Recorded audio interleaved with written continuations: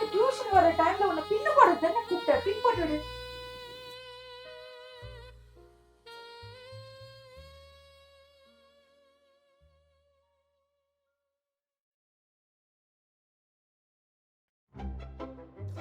என்ன டேய்,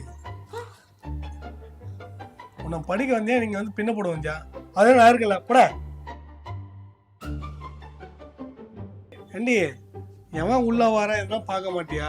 எத்தவனே இப்படி முதுக காமிச்சிருக்கியா? ஏங்க நீங்க தான் பின்னாடி இருக்கீங்கன்னு நினைச்சேன். ஆமா, பின்னாடி நான் தான் இருக்கிறேன். திரும்ப பின்ன எங்க போடணும்? இங்க போட்டு விடுங்க.